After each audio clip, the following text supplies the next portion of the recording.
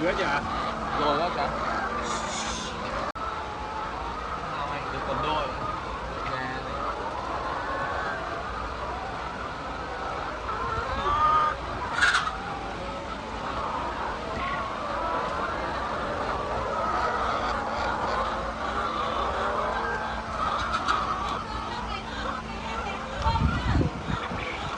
Cái gì? Có bơm nước. Biết rồi, bác Trào biết rồi.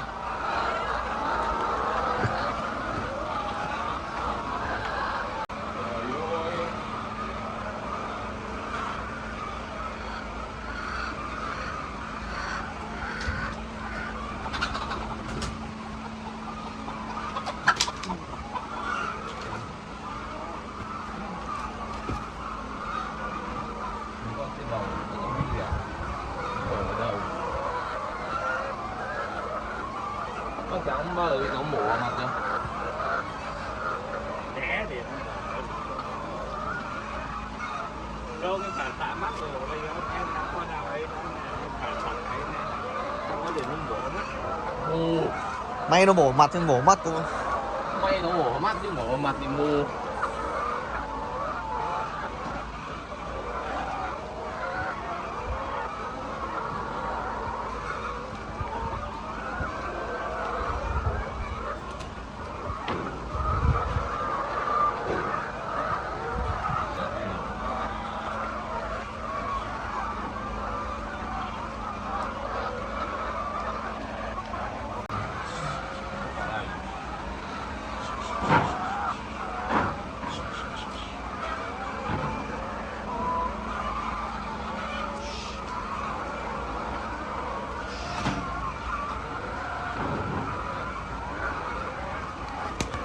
Những cái con đẻ đấy nó không tìm về đấy nó đẻ nữa.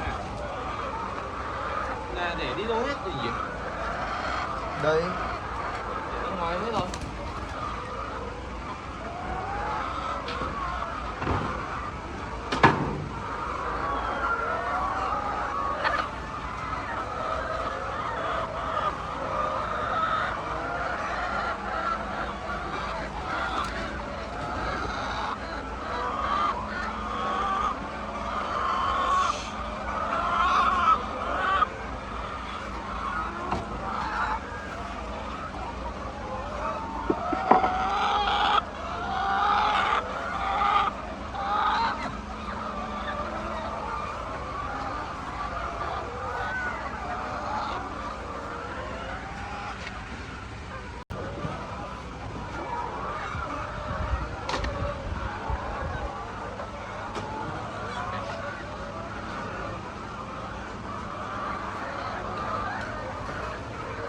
Ông chẳng đặt ra có bao cái con nào dính phát vào cái đầu khật kia làm ăn tận cứu không kịp bao giờ khật quá đứt cổ.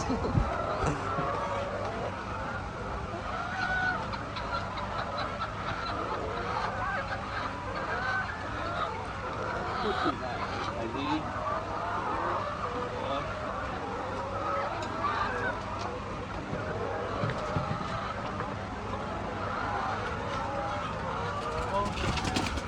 Ai nghĩ là để cái máng này ở đây nhỉ?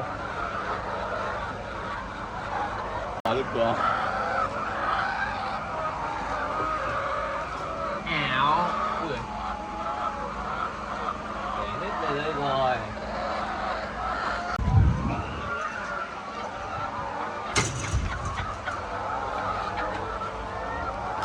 Hết về đây rồi. Lẹp từ đây.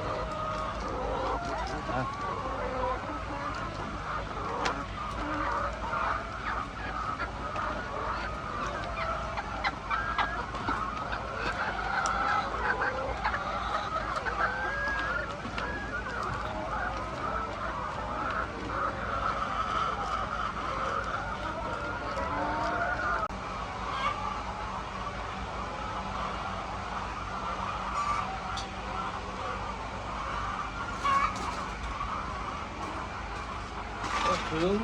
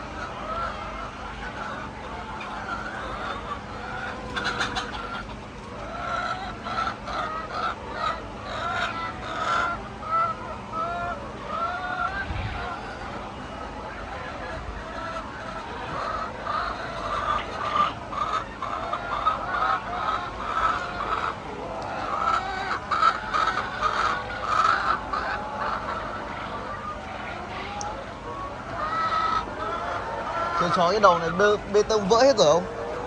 Thằng chó hả? Vâng, cái này ở suối có đợt thì có bê tông bán chia bao nhiêu. Chỉ là nước gì thế nhỉ? Công trình này không ok mà. Chỉ đằng trước đó thôi. Tháng lần này nó mà không ăn luôn rồi.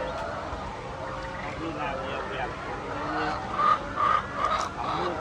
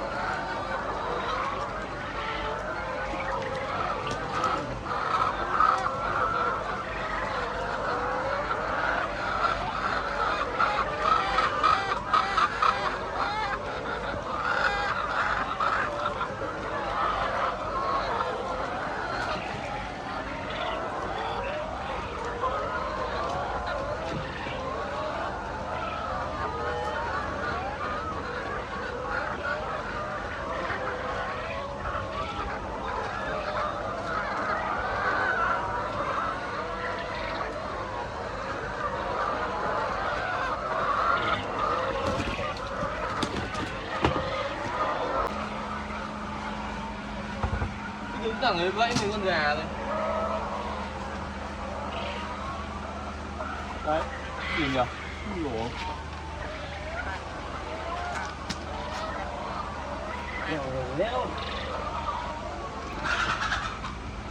Kéo lên. Không sống được hả?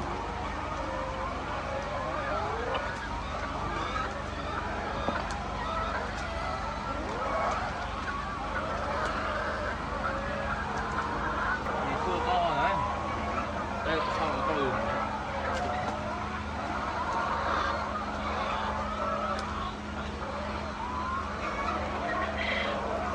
Ngày xưa đi từ nhão rồi mà.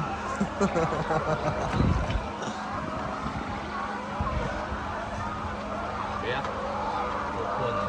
Quá. Ngày xưa đi từ nhão rồi. Ồ.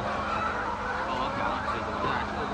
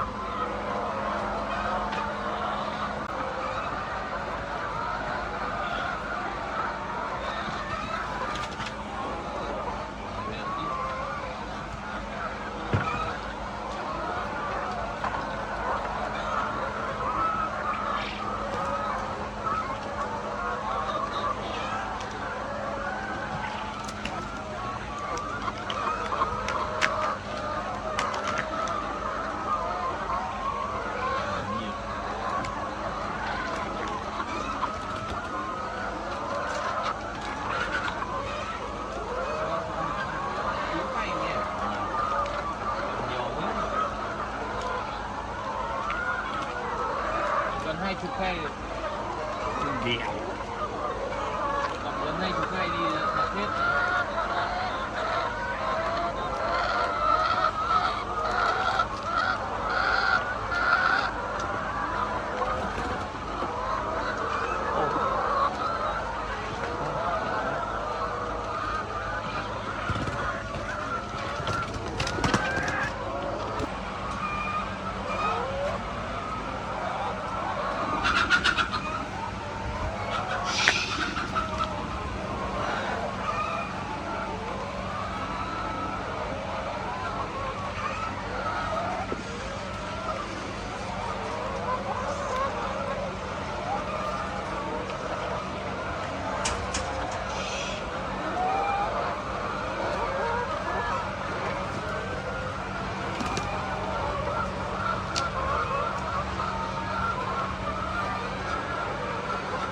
โอ้โหไข่ม้วน